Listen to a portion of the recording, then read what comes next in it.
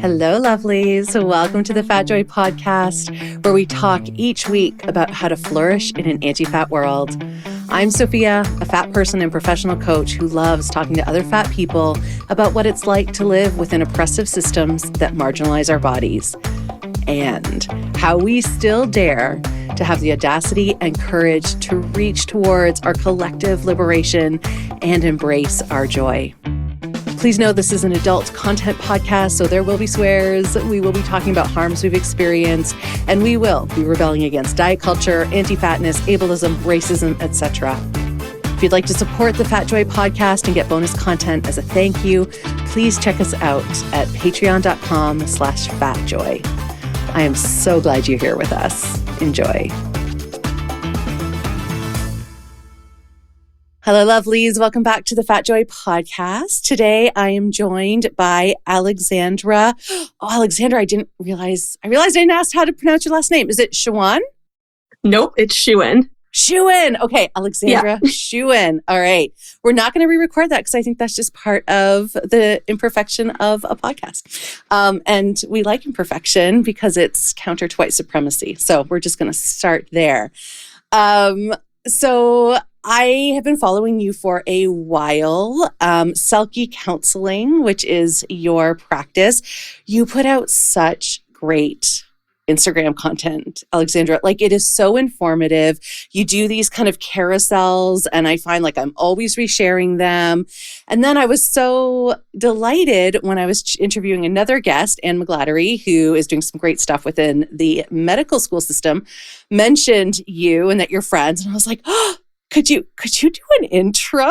Could you connect me? I would love to have Alexandra on the podcast. So here you are. Thank you. Yes, I'm so glad to be here. And yes, Anna's like one of my dear friends, D&D crew. From like way back. So it's just really nice connection. I love that. D&D, like Dungeons and Dragons? Yeah.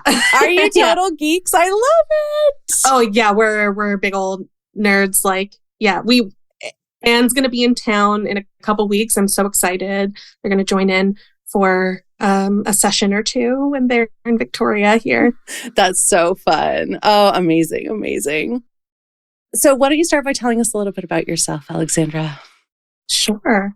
So my name's Alexandra Shewan. I'm a registered clinical counselor here in British Columbia in Canada. I don't know how wide the reach is of the audience. You know what? 26 countries and counting, apparently. I just got stats the other day. I know. And amazing. Yeah, amazing. So yeah, I have a remote and in-person counseling practice called Selkie Counselling. Actually, my office space I haven't quite opened yet. I've been in the process the last couple months, which is really exciting and busy. So yes, I'll be able to start seeing clients in person here in Victoria, but I work with people remotely all over the province and in a few other select provinces, kind of based on the regulatory guidelines and all that. I am relatively, I don't know if I can call myself new anymore to my private practice. I'm coming up on a year and a half. That's still pretty new.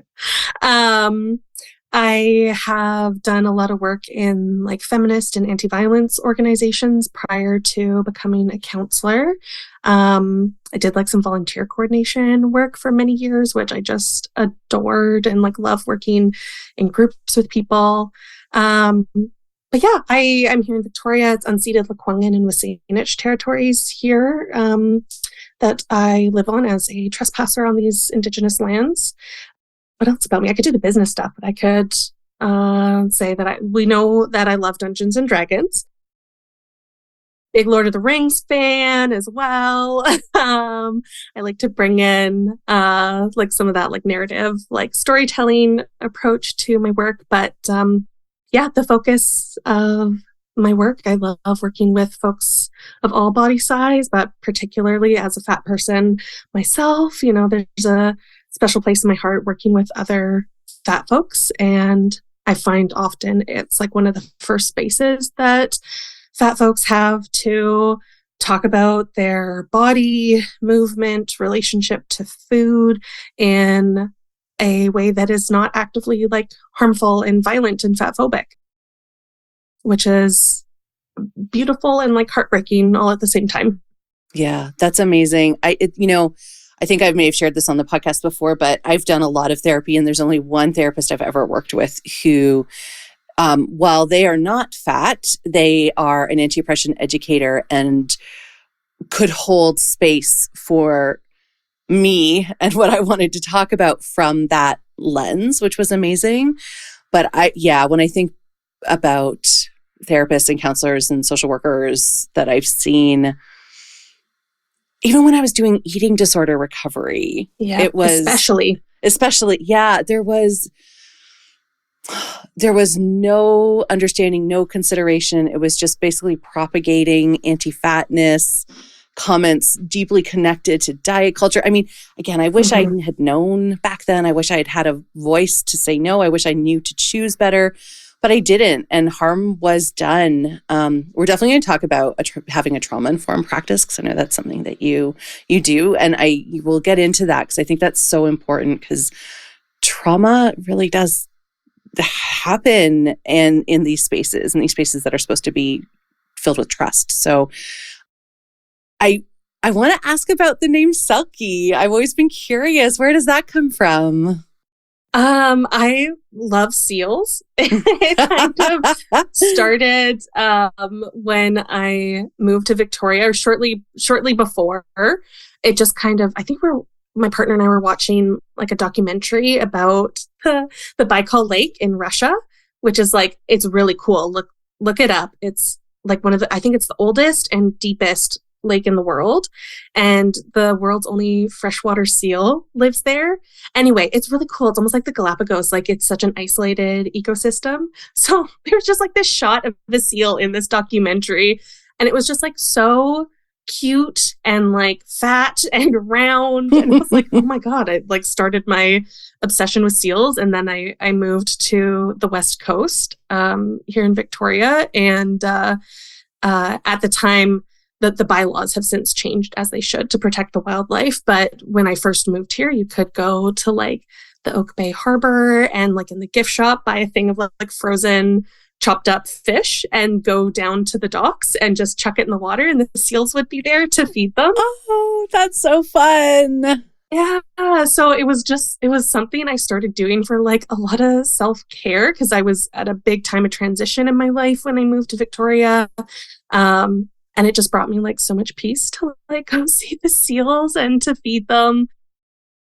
And then learning a little bit more about like the folklore around Selkies and how it's connected to a lot of like Celtic folklore. And I have Scottish and British roots myself as part of my ancestry, and I don't have like really any cultural connections as like a white trespasser by function of like white supremacy. So it just felt like a point of connection for me, and I just love like, yeah, seals are like strong and agile and fat and like beautiful and like cute. I actually probably can't see it on my arm, but I have a seal and like a woman like naked, like swimming together, that I just got in the fall. Yeah. Oh, I love that. Nice. Oh, I may have seen her on Instagram. I was looking at different artists, and there was an artist who did that for you custom, right?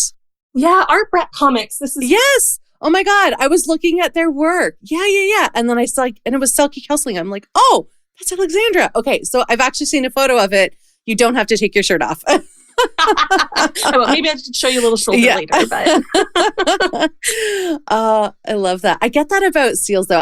I did this leadership program where I was flying out to California every month for about a year, and I would fly into San Francisco because it was just north of San Fran. It was in Sonoma, and then San Jose was another thing I was doing. But every time I went, I didn't care how touristy it was. I had to go down to Frenchman's Bay.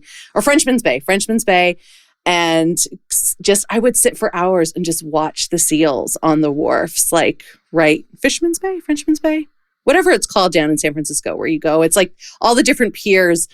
And because they are amazing and loud, and they take up space. Like, they claim their space. They do not give a shit.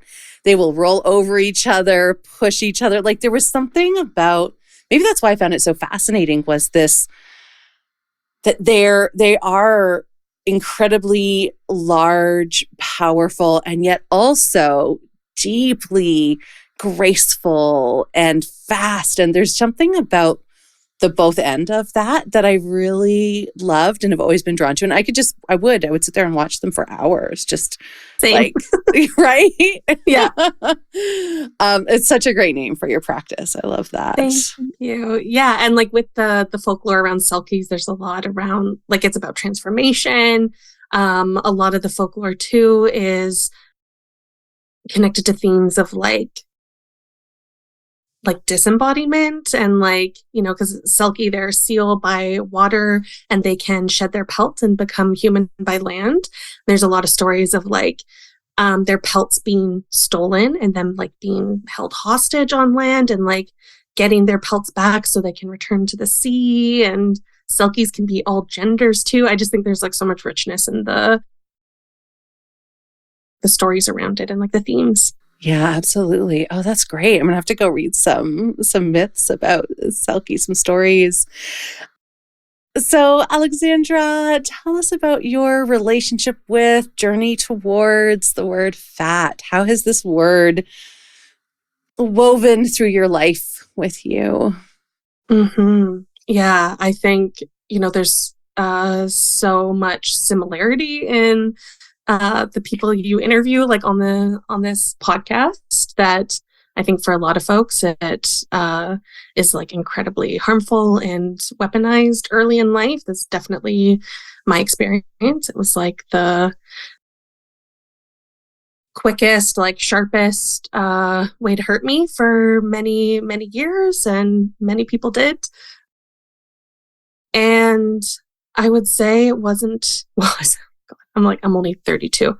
But I was actually very fortunate that in my early 20s, I was able to get on the path of unlearning fat phobia. And like looking back now, oh, that's really young. I'm really fortunate that I was able to have some experiences in my early 20s to step more into, then it was like the world of body positivity and like, the Dove campaigns and things that I was being exposed to. Are those the things that sparked it, or was there something deeper?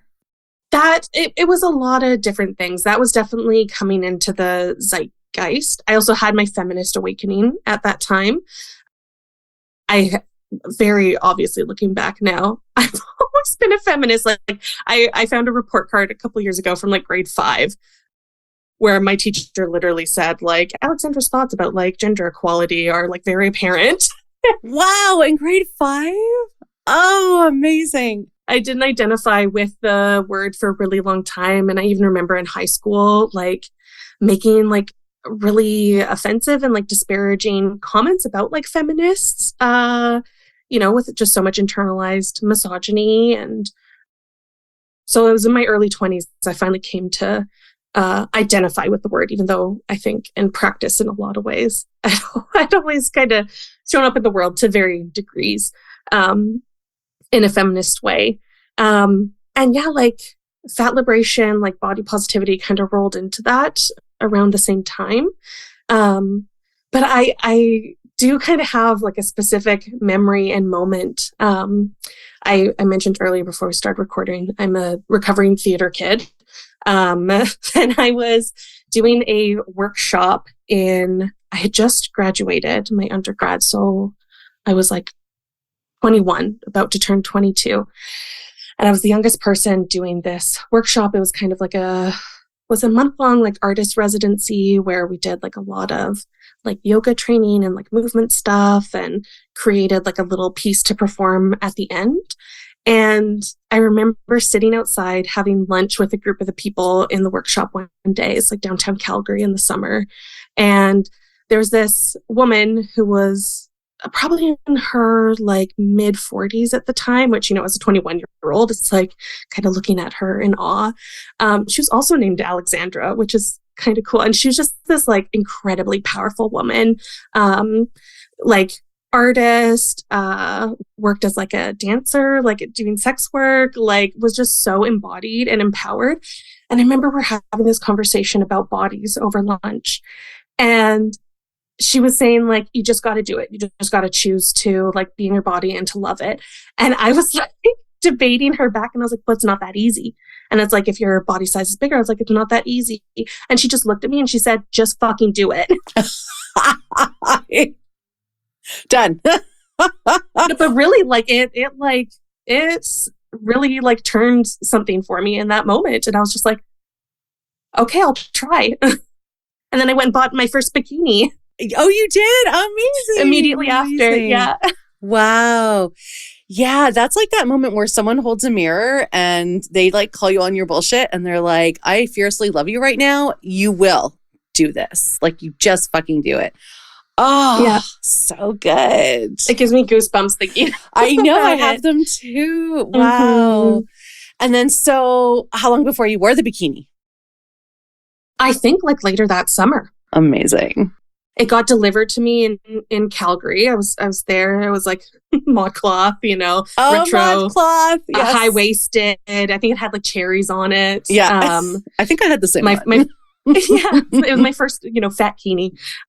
Yeah, and that was like really a turning point. And from there, understanding more about feminism, intersectional feminism, body positivity, and then that rolled into over the next couple of years, like learning about like, I think it turned into like fat positivity. And then the place I feel like I've been learning the last couple of years and identifying more with being a fat liberationist. Mm-hmm. Yeah.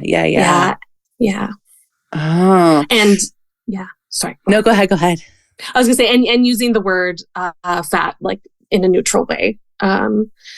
Probably like a good, 6-7 years, I've been referring to myself as fat in a neutral way. And that's how I refer to myself in my practice. I've actually started using the term lately, visibly fat.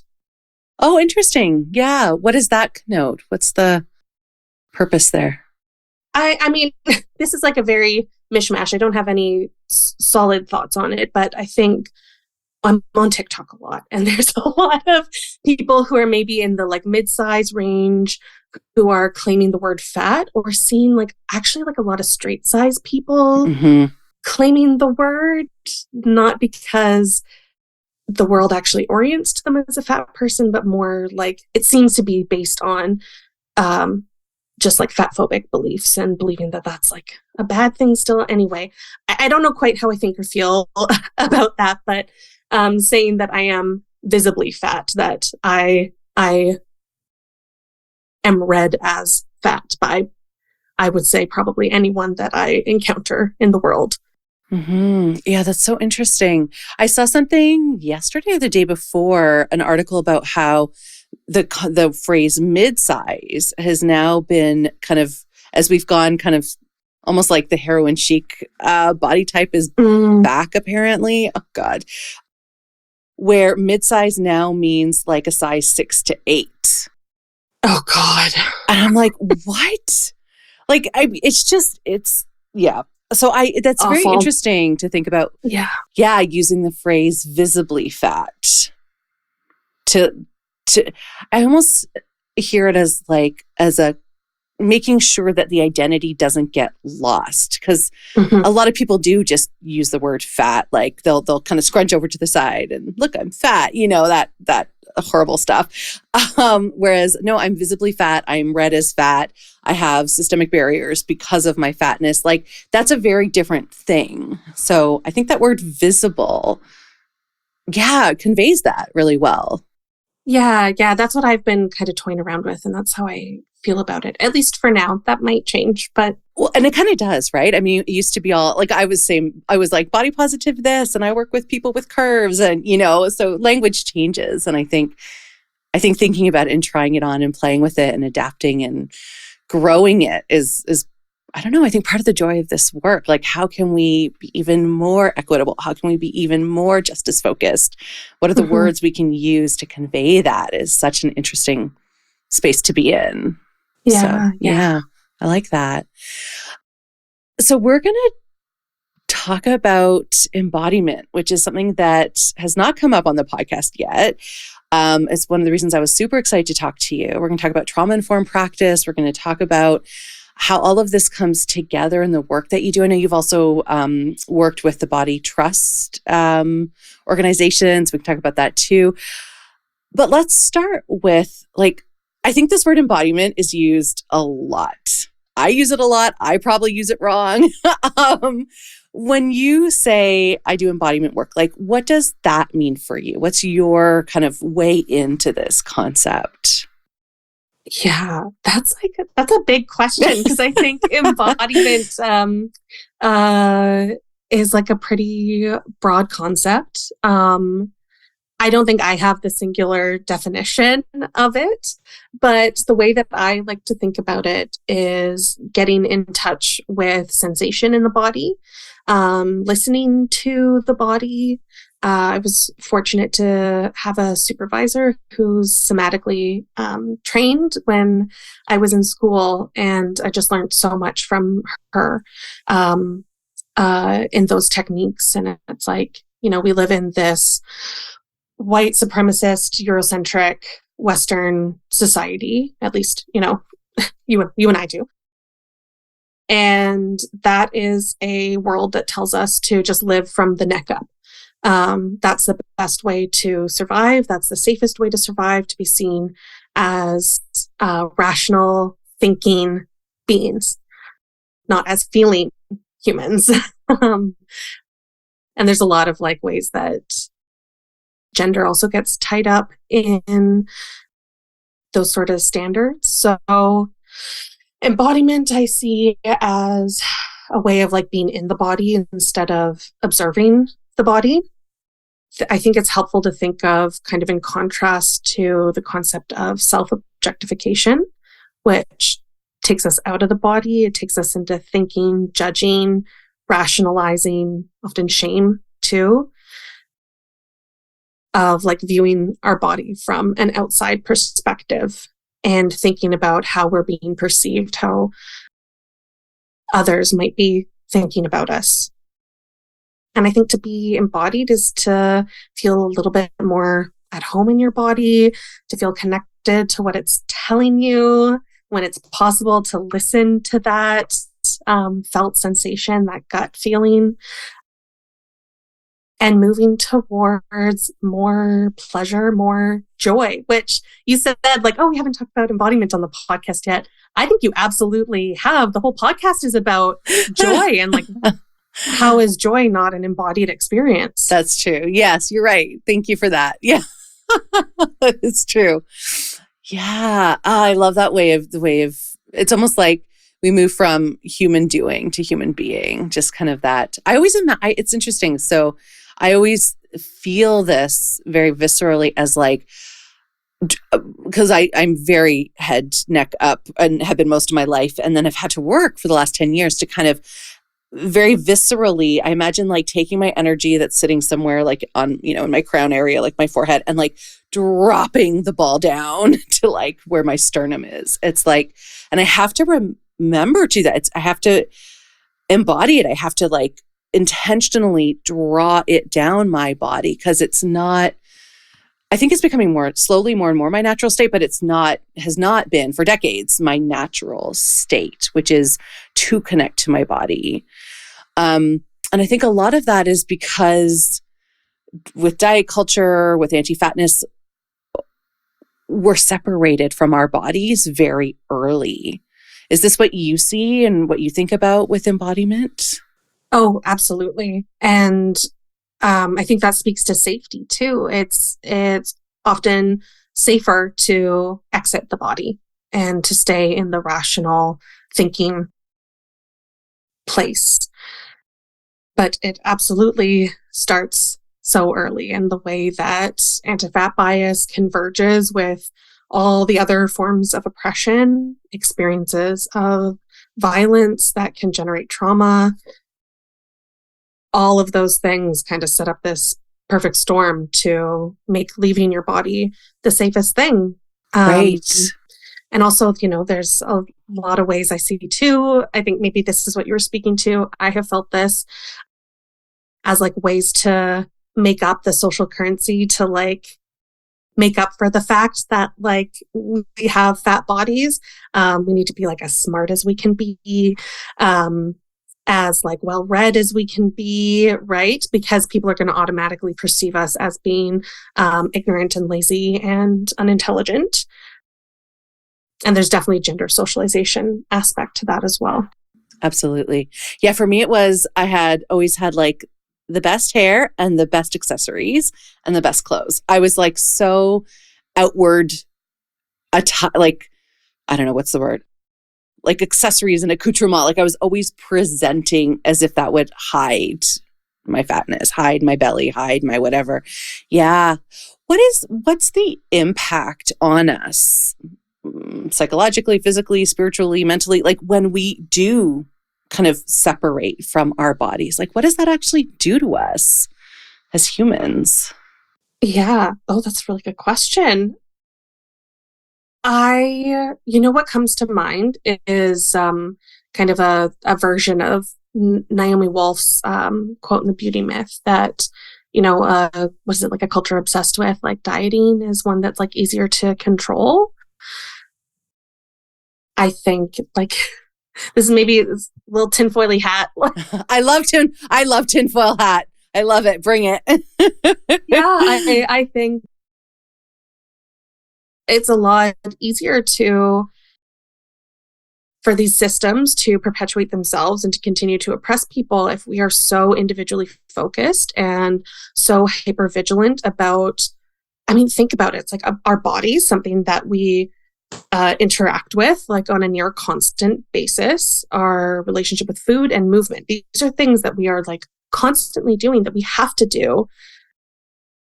And I don't mean movement as an exercise, but like, your body moving around, interacting with your body, breathing, like needing to eat food to survive.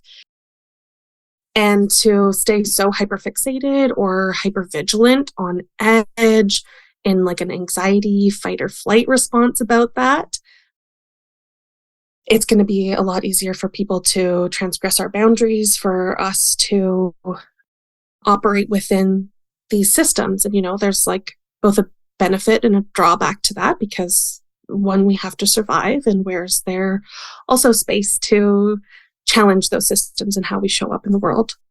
Yeah. There's such a tension in what you just said that really strikes me. It's something I've been thinking quite a lot about, which is I have to live in this world. It is capitalistic. It is white supremacy based. It is heteronormative. It is all these things. Mm-hmm. And yet I can't fully just be like, I'm out. Like I can't. So I live in a place where I'm told my body is wrong. I am wrong for having the body I have. And yet I know differently. And I still have to live within this world that doesn't believe if we're going to just be really truthful, like that does not believe I deserve to live in the body that I have. And then that we live with that tension. And I would say this is not only just fat people, straight sized people feel this all the time too. How many billions of dollars now is the diet culture industry, diet and wellness? It's like, I don't know, 73 billion or something. It might've been the last number I saw. So, we're just constantly told who we are is never good enough. And so I feel like that has to have some long-term traumatic effects on our psyche. Things like self-worthiness, valuing ourselves, valuing others, and then to spend the rest of our lives, if we're conscious enough, to go through a journey to come back to healing our inner child, to come back to, oh yes, right, I am worthy. I spent like 2 years saying over and over to myself, I am worthy exactly as I am. I am worthy of love. I am worthy of safety. Just because I never knew, I had only been told I wasn't worthy. And then it took 2 years of constant like affirmations and Post-it notes all over the surfaces in my home to be like, oh yeah, right, I am worthy, I'm worthy, I'm worthy, I'm worthy. That's a lot of trauma that gets built up. And yeah, I feel like, what do we do with that? How does kind of the process of coming back to our bodies, the process of rejoining our bodies, of being embodied. How does that help us with this tension? Mm-hmm. I think it absolutely can. And what I often ask my clients is like, because I don't want to ever assume that it is safe to do embodiment work, to heal relationship with self, with food, with movement, because there are like tangible ways where it might be not safe for that person. Then add things like gender, sexuality, like all the identities like disability, chronic illness, racialization, all of those things, right, can, intersect to make it tangibly like unsafe for people. So I never want to assume that there's like one end goal, one way to get there. And I ask people like, where is their space? Where is there some flexibility right now where a little bit of something different might be possible? Even as you said that, I just felt myself breathe deeper and settle more into my body. Just even that question of being asked that. Mm-hmm. Yeah. So not expecting people to like get to the end with the first step that they take. And this is something they talk about at the Center for Body Trust. So I'm doing their year-long body trust provider training right now, which I was just like waiting for them to reopen it. Yes, So I've been excited. monitoring it too. Yeah, I don't know if it's full yet, but they just opened for a second round. Very expensive, but I cannot recommend it enough. It's so good. But Hillary and Dana, they talk about working the edges of your comfort zone. And I think that question of like, where's their space? Where's there enough safety to explore certain things? Is it, getting rid of your scale? Is it deleting a calorie tracking app? Is it noticing how often you are body checking throughout the day? Like, where is there enough safety to like start that process? Yeah, absolutely. Yeah. And then, so if there is space for people and there is a desire to do more embodiment work, what does that look like? What are some of the things that you take people through or do with them? I imagine there's a whole swath of things, but it'd be neat to just get a sense. Mm-hmm. Yeah. I like to start with just a noticing practice, which, is connected to like mindfulness. I'm not really trained in mindfulness. There's a lot through like osmosis that you pick up in trainings and things, but yeah, I will often start with like, you actually don't have to try and change anything right now. I just want you to notice like, what is your self-talk like? Notice any sensations in your body when you're thinking about food, maybe when you're preparing a meal, when you're eating, building that like noticing of what's actually going on with you, which is likely tension, shame, hypervigilance in the nervous system. Yeah. Yeah. I love that because we can't shift anything if we don't even notice it's happening. I've done work like this with clients, both kind of body clients, leadership clients, career clients, writing clients. I work with a lot of different groups of people. And that practice of intentionality and noticing what's going on inside of them is so core to everything. And it's really interesting because it is something we actually have to practice. I think, at least I'll speak for myself and I will speak for like a lot of my clients, like we don't know how to actually do this usually, right? That almost like turning on like your observer self, this part of you that is like really noticing what's happening, body sensations, thoughts.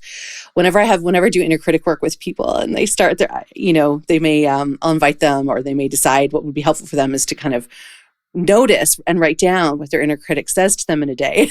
Like you invariably come back, they're like, oh my God, my inner critic never shuts up. I had no idea. I was so negative towards myself. Like there's always a bit of a not always, but I would say there's often a bit of a reckoning that happens when this kind of awareness, consciousness, noticing starts to happen, and people are quite shocked by it.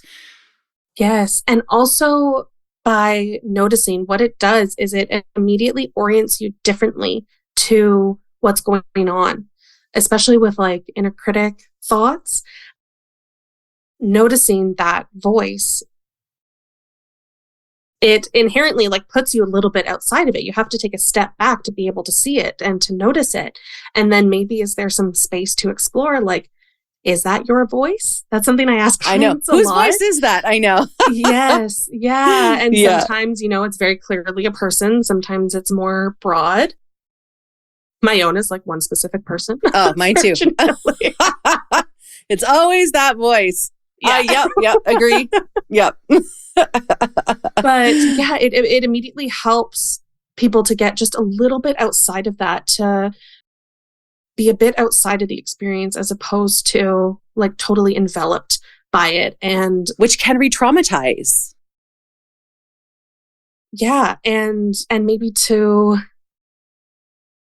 begin like naming that voice as something other than self, like, and often what it is fat phobia or internalized fat phobia. Mm-hmm. Yeah, beautiful.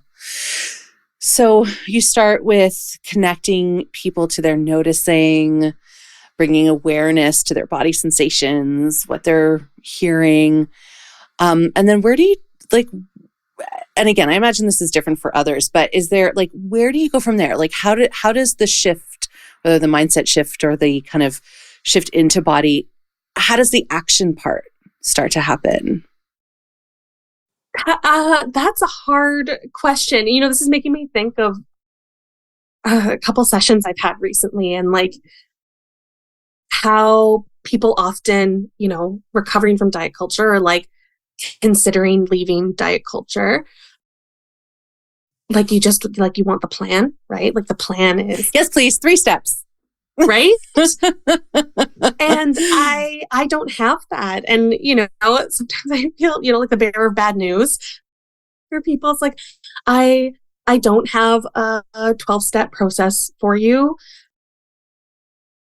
What I can do is like support you in like noticing what's actually going on for you, building that awareness of sensing what's going on in your body, from like a nervous system perspective. I work a lot with polyvagal theory, is something I really love. Oh, say more what that is. Oh yeah. Well, polyvagal theory is, it is like a theory, but pretty well established by some research of the different parts of our nervous system and how they developed over time for like adaptive and protective purposes. But to say quickly, like building interoception is the word that they use in polyvagal theory, of sensing what's going on in your body and your nervous system. So looking at how the sympathetic part of our nervous system, which like runs up and down the spine, is connected with anxiety responses, with fight or flight responses in service of protection and safety. Our dorsal vagal part of our nervous system, which is kind of in the lower part of our abdomen, like below the diaphragm, is responsible for the freeze response. So if the threat is like so big that we can't fight it or run away from it, then basically we play dead to keep ourselves safe. And what I love about polyvagal theory, because often, in trauma work, talk a lot about fight, flight, freeze, and fawn as well. But what gets left out that polyvagal theory includes is our ventral vagal system, which is kind of from the diaphragm up. So vagal, you've heard me say a few times, refers to the vagus nerve, which is like a really central nerve in our torso. But the ventral vagal is like our safe, social, connected system. It connects through our lungs, through our heart, through our diaphragm, and up into our face. Our tone of voice, our facial expressions, all of like our sensing. So you think about like that's how we connect to people, and that sense of connection is what promotes feelings of safety in people. We know we are safe through connection because humans are communal, like animals. We are pack animals. We are meant to find safety in numbers together. And to be able to communicate that is something I try to pay attention to in session, of making sure I'm being expressive, that I'm not being monotone. And that can help like my nervous system talk to my client's nervous system to promote like more feelings of safety. Yeah. And that was the ventral vagal system. Yeah. Is that what it was called? Yeah. Oh, so interesting. I can send you video. I've got a excellent like 10-minute video that's from the Polyvagal Institute that talks about trauma and the different parts of the system. And it's really great. I would love that. I'll link to that. I'll just make a note to myself to add that. Yeah. What I love about that is there's so much rooted in the science of the biology part, because I think for a lot of people, we think there's something wrong with us when we have a physical reaction, and almost like that we're at fault for not overriding it, but it's designed to not be overridden. So I think when you explain the biology to people, they're like, oh, I'm not wrong. This is just how my body operates. So let me find a way to work with my body in that way. And who benefits from you overriding your survival systems? Like what benefits from us not being in touch with our bodies? Our warning systems, our embodied sensation that something is wrong here. Like who benefits from us not being in touch with that? Yeah. I've never thought about it that way before. And I'm mad again. I'm filled with rage. Yeah, join me. I'm angry about shit all the time. Right? I know. I pretty much live from a rage state these days, which is why I had to create a podcast about joy, because I was like, ah. Yeah. Hey, both are necessary. Both are powerful. Right? Fuel sources for sure. Yeah, that is so interesting, because if we're constantly in those responses and hypervigilance and our own distress, we can't notice what's going on around us. Is that the... Yeah, more or less, or we feel like greater disconnection. We might transgress like our own boundaries a lot easier. Yeah, all sorts of things. Yeah. Oh, sneaky. I'm telling you, oppressive systems are very well designed. Yeah. And like they infiltrate like our very bodies. Oh, I hate that. And non-consensually, like this is just kind of slammed into us all the time. Yeah, I talk about it as like indoctrination. It's like, working with people doing anti-diet, body liberation, fat liberation work. It's like cult deprogramming. Yeah, truly. I was just thinking it's like high control group. Yeah. Wow. Yeah. One of the things that I get asked often, and I'm curious how you would answer this, is one of the things that people ask me is like how long is this going to take? Right? It's that whole, can I have your 12-step program, and approximately how long will it take for me to divest from diet culture? Like,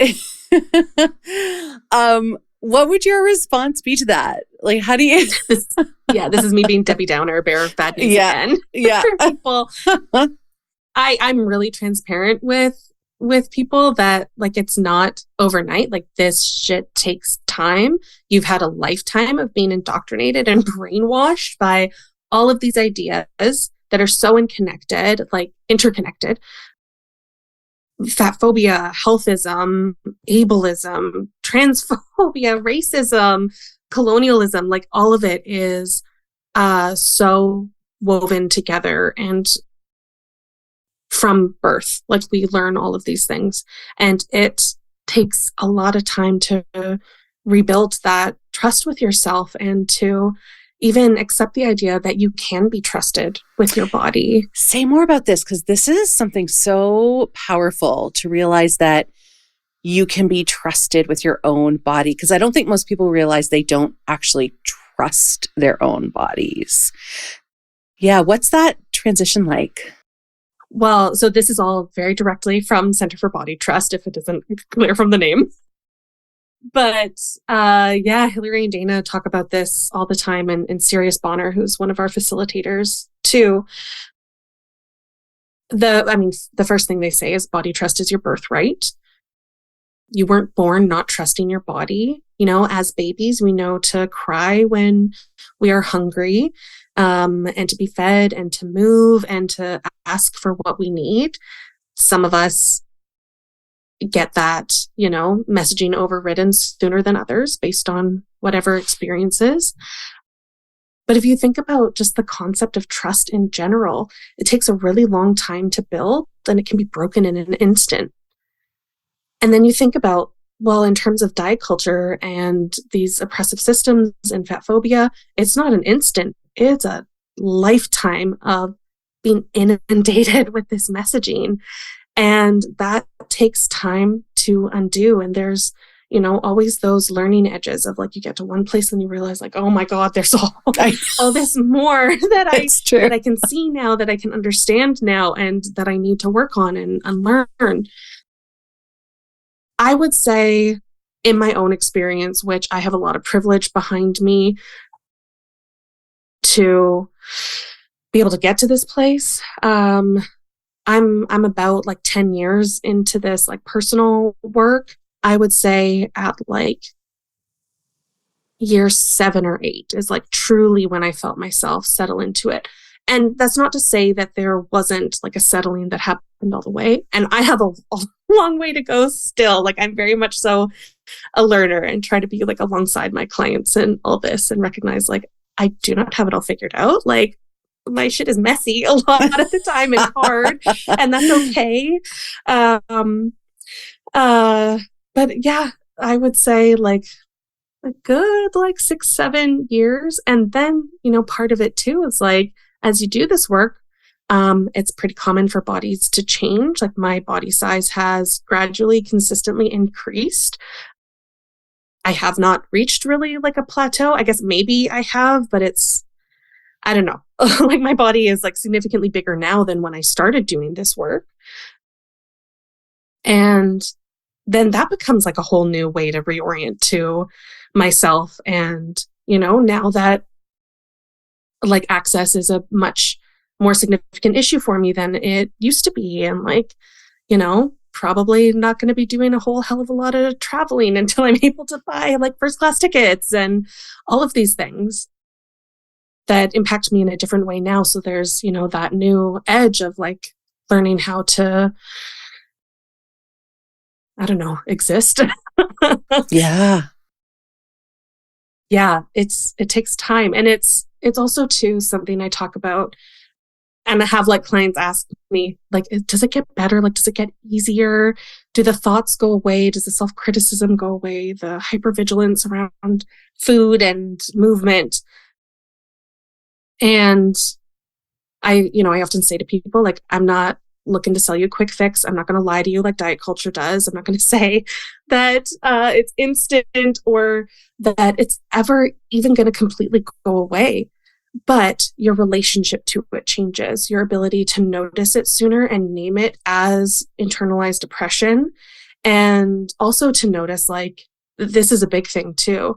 What other stressors are going on in my life where the scapegoat of the body story is coming up as the thing to put all my energy and thoughts and feelings towards right now? What other stressors do I have going on that I maybe don't want to confront right away, and instead it's showing up and feels maybe easier in a way to criticize my body instead? Yeah. Can you give an example of that? Because I think that is very insightful and not always realized by people. So yeah, what's an example of that?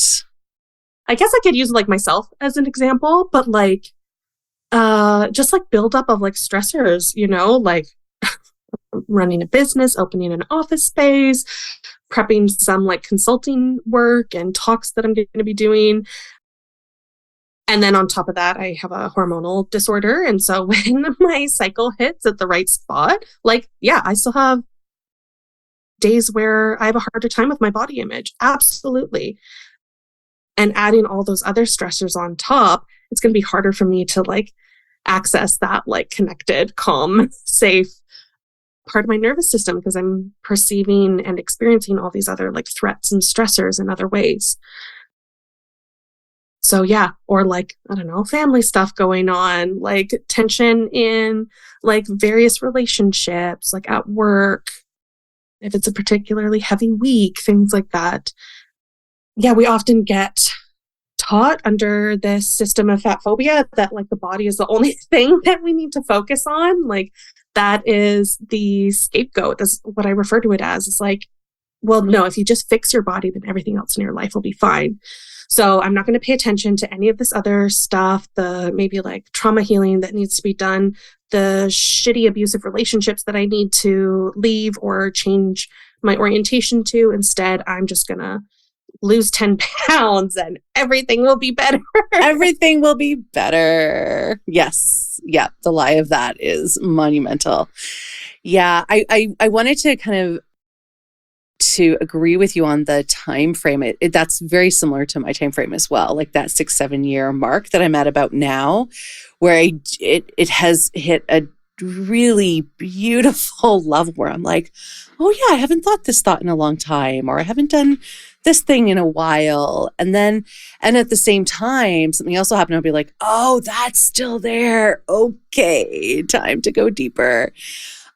And for anyone listening who's feeling a little intimidated by those numbers, what I do want to underscore, and Alexandra, I think you did this as well, is that I don't know, I always envision it like a snowball. Like as you start this process, like a lot of people start by getting rid of their scale. I think that's a really accessible way for a lot of people, hard thing to do, but it's like a huge first step, a huge threshold to cross. But you do that and then the snowball starts rolling and then you do something else and it does get easier.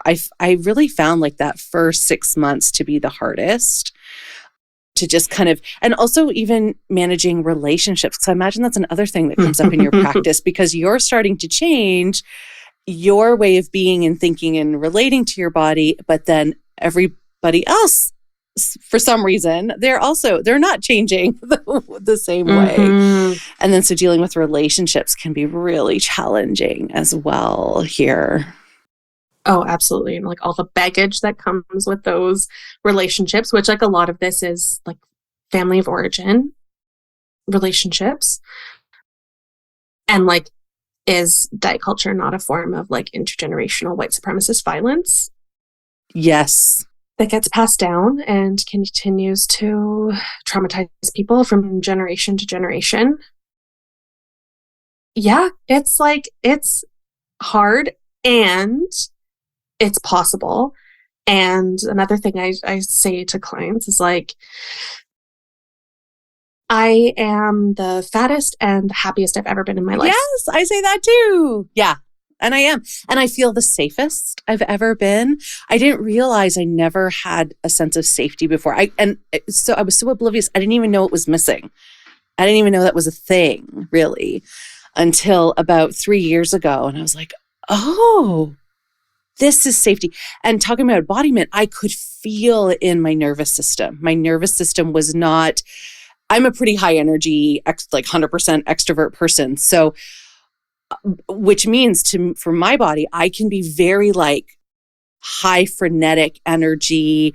I'm also I'm a total overworker. I'm trying to get better at this too. But so I can just really easily tend to just burn out. And my whole system gets thrown off by it. And so about 3 years ago, I was intentionally working on this and really felt coming back to my body. I started doing much more regular meditation and kind of also breath work was really helpful for me.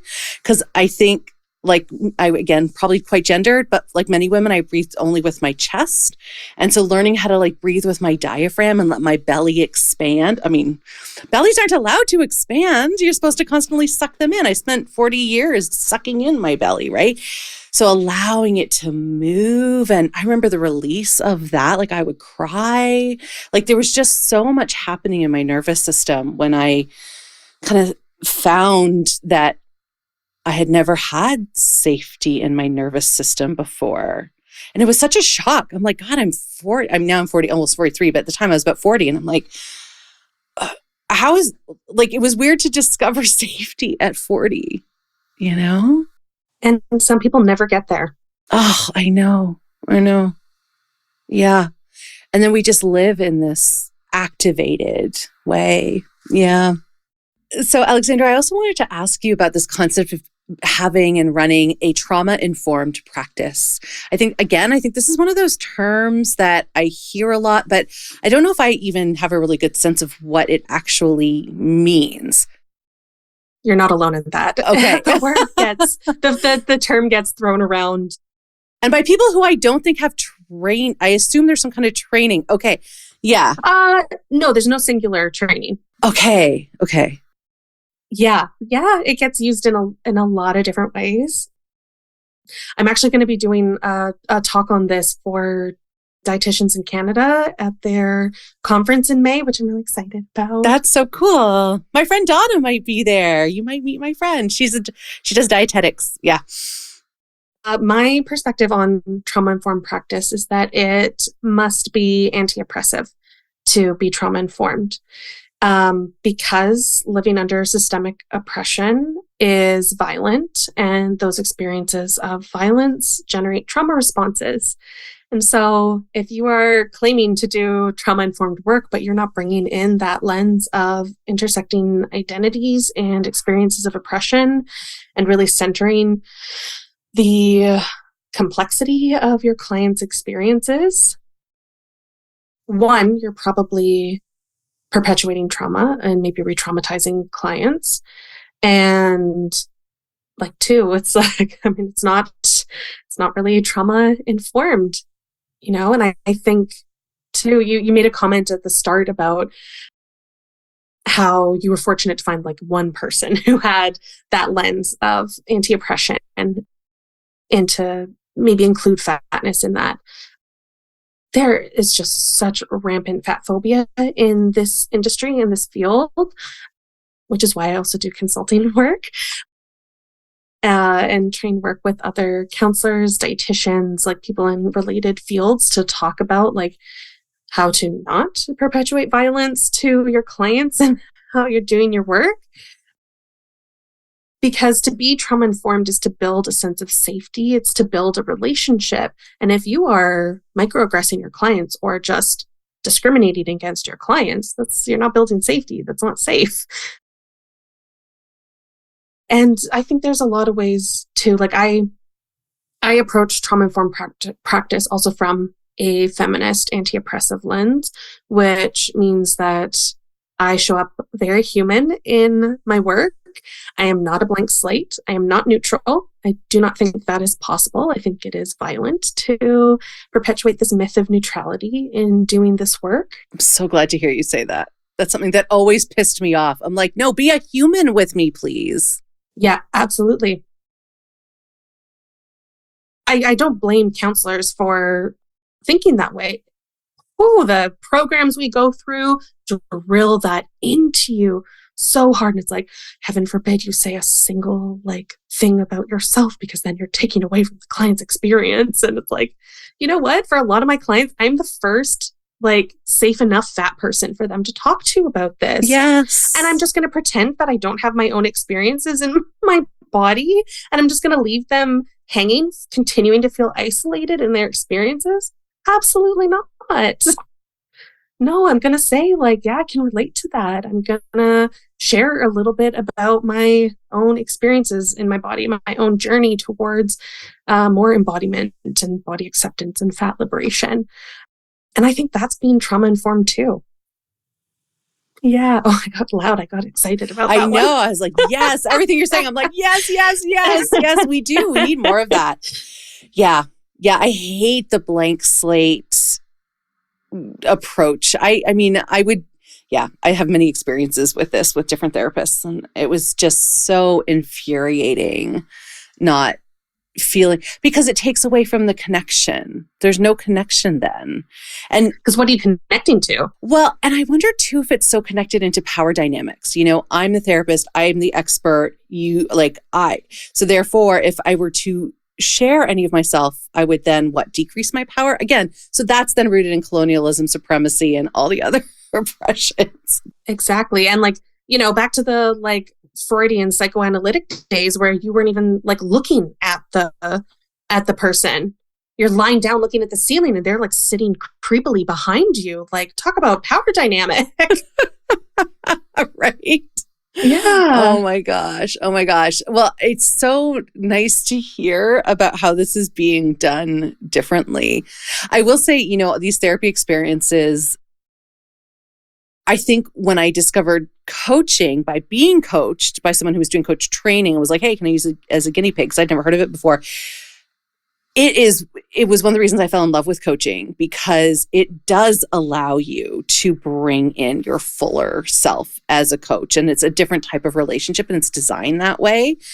So for me, it felt like a missing piece. And it's so nice to hear that this is starting to show up in therapist sessions with counselors, with social workers, where it is not privileging power, but actually holding space for safety, trauma-informed practice, and connection with client, because I think that's what a lot of people are seeking.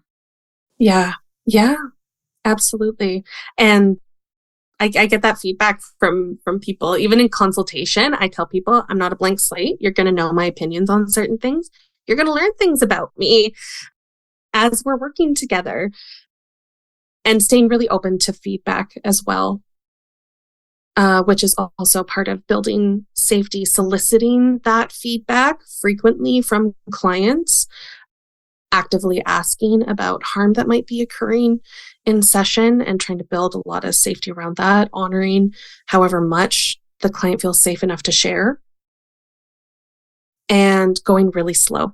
That's, you know, part of trauma-informed practice. And oh yeah, another big thing that I do is I try and be really transparent in my approach and to give people options. So having my background in anti-violence work, I worked for a sexual assault center for quite a few years and volunteered there. Informed consent was a huge part of that work because we were supporting people accessing medical services after experiencing sexualized assault. So that idea of informed consent has really stuck with me in how I practice. So I might ask a question and then I will say to them, here is why I'm asking this question, or this is how I'm thinking about this. This is where my head is at and how I'm perceiving things. And that is just me. I do not hold any objective ultimate truths about anything. This is all informed by my own experiences and how I show up in the world and how the world treats me. But this is what I'm thinking. What do you think about that? Oh my God, I love it. I love it. This should just be how we're trained to interact with people as human beings in the world. Heaven forbid we be humans. Oh my gosh. Yeah. And the work, I like that you say, and that there's a messiness to this. There's learning how to repair, soliciting feedback, getting feedback that might challenge us. How do we sit with that? How do we repair? How do we move forward? There's so much involved in that. And I mean, it's so exciting to hear that you're doing this work, that you're thinking about it.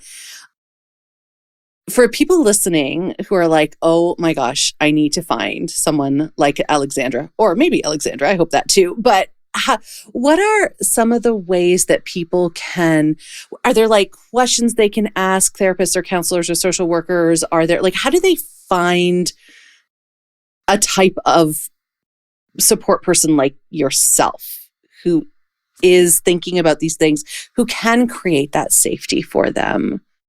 It's tricky. There aren't as many networks in Canada specifically as there are, say, in the States. There is a body trust provider directory through the Center for Body Trust. So that could be something to check out. However, there's very few Canadian practitioners on that list. I would say look for people on their websites and their social media or directory postings who actively are speaking to anti-oppression in their work, who are acknowledging these things. I put myself out there very clearly in how I orient to this work, which is a whole other thing. People are oh, but then people might be deterred by that. And I'm yeah, then they're not the people for me to work with.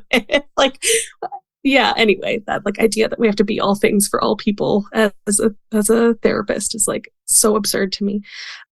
look for it in their websites. And I also think that like kind of any counselor worth their salt will have a consultation, a free consultation for people. For me, I think it's really important. In fact, I don't let people just book in a first session because I say like, I want you to meet me and get a sense of me.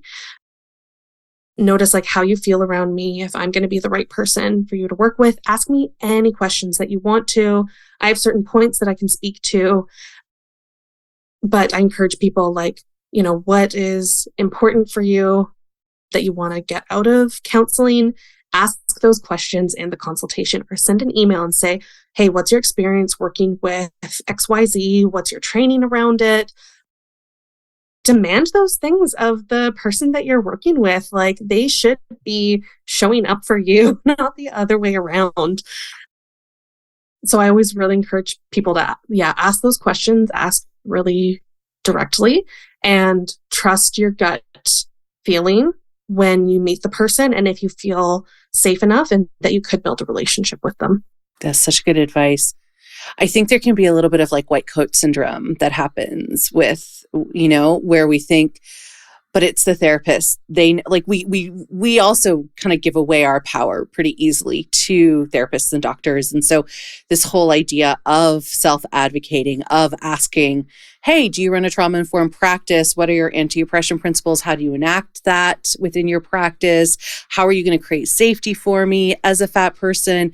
What's the office furniture like? Did you think about my body? Like there are these really important questions that I just want to kind of underscore what you said, Alexandra, which is that people need to know that they can and should ask these questions and that their safety should be privileged, not the expertise, I'm putting quotes around expertise of the therapist or medical professional or whatever. Because I've seen it. My parents are in the medical field. I worked in their offices and like people would just become humble and like as if they know nothing about their own bodies around my dad, who was a surgeon. And I'd be like, why are they acting like this? Like, and then so it was all up to the surgeon, to kind of find stuff out. But like, as opposed to people going in and really knowing what matters to them and advocating for themselves. And I think especially fat people in those situations, we have to advocate even more so to feel as much safety as we can in situations that are often not safe. Absolutely. And it takes time to be able to advocate. Yeah, and practice and yeah, exactly. And lots of gentleness. Yes. Especially in terms of like counseling or coaching or somewhere where you are giving your money to the person, they work for you. Yes, they work for you. Yeah. Yeah. They are there to work for you, not the other way around. I love that. Yeah. Oh, so good. I feel so fired up. So let's talk about joy. How do you stay connected to joy? What brings you joy? How do you live in this tension of our world? Yeah, I love this question. It's something I ask clients a lot too. I talk about like joy and pleasure, or like things that feel maybe a little less bad sometimes if it's hard to access joy or pleasure. Yeah, I feel like my answer to this question is so different being in the winter months still. Looks a lot different for me.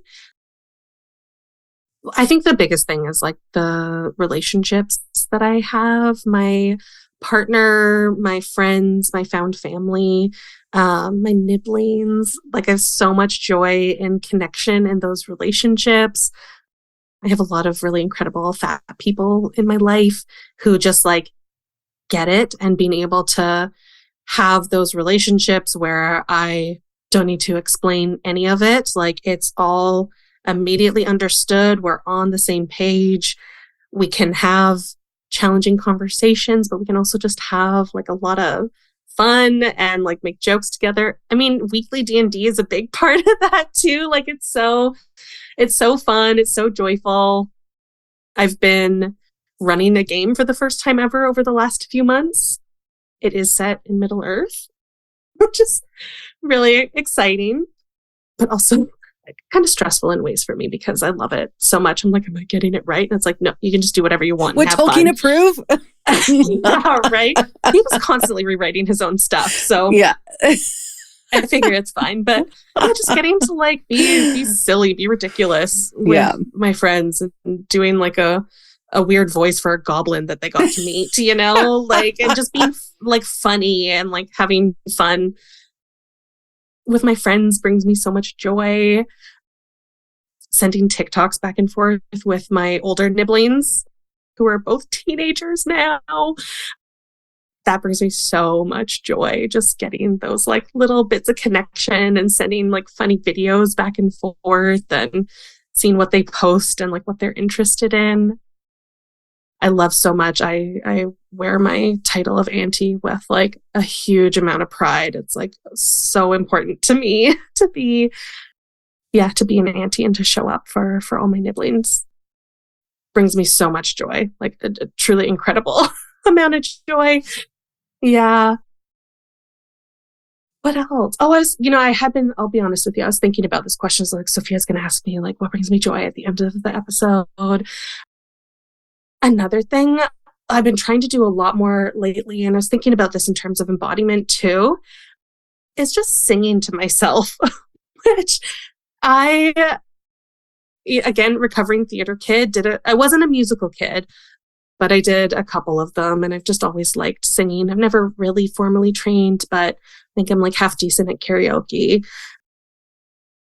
But I also like love like learning about like vocal technique and like watching YouTube videos and like just playing with like my voice, like in the shower, like playing with like the acoustics of the tile and like how that feels, and like singing some of like my favorite songs, and when I'm blow drying my hair, which takes me for frickin' ever, and like while I'm cooking, but having like music and like singing and like really like noticing and feeling that in my body.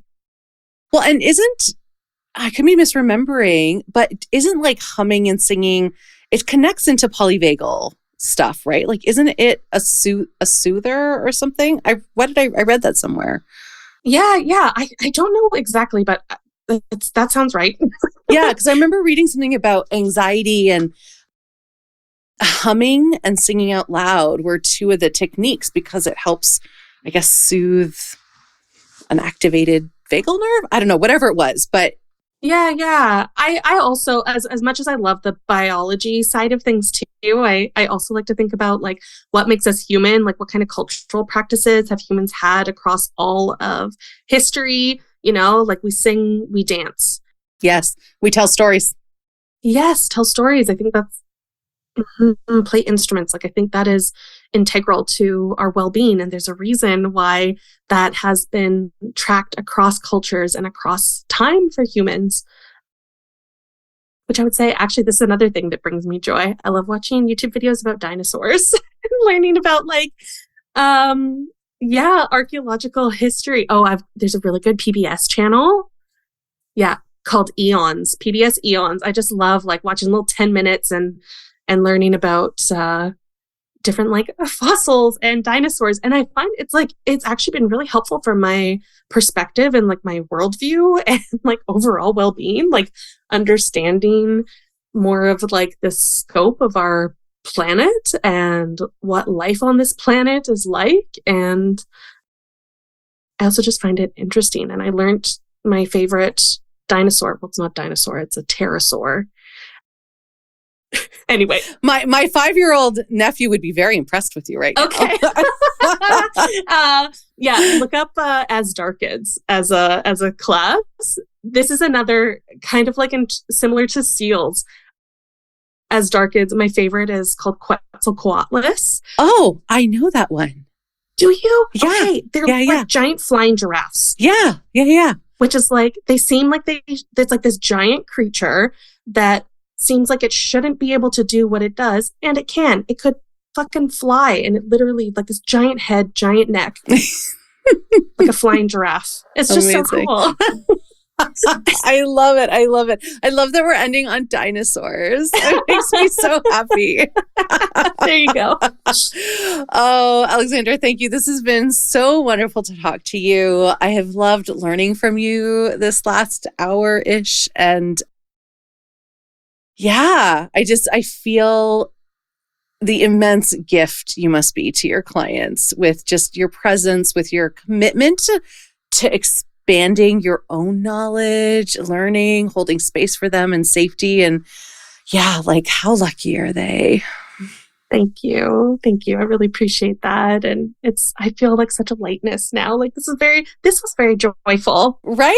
Good. Yes. I hope so. I go for meta joy. We're going to talk about joy. We're hopefully going to feel some joy. We're just going to yeah.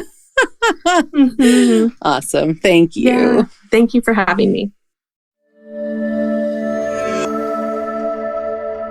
Before we go, I'd like to read a poem because poetry can reach our hearts in a different way. Poems can have us feel in a different way. And that's what this podcast is all about. Expanding our hearts, deepening our empathy, and inviting in joy. So each week, you get a new poem.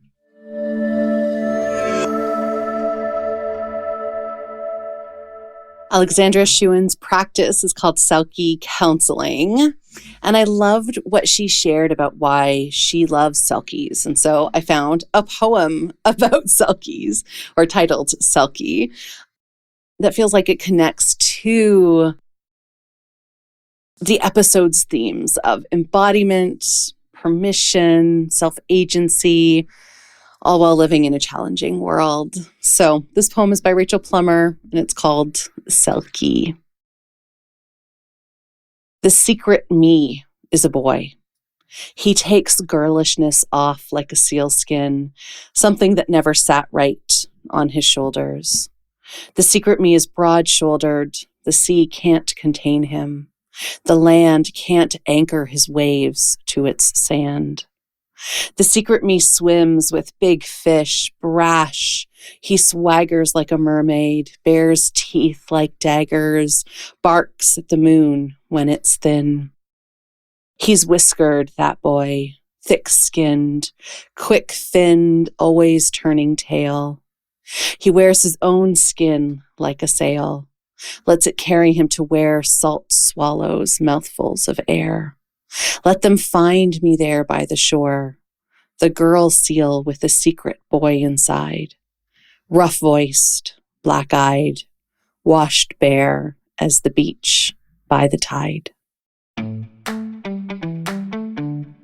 Thank you for joining me today. My hope is that you're feeling a little less alone and a little more seen.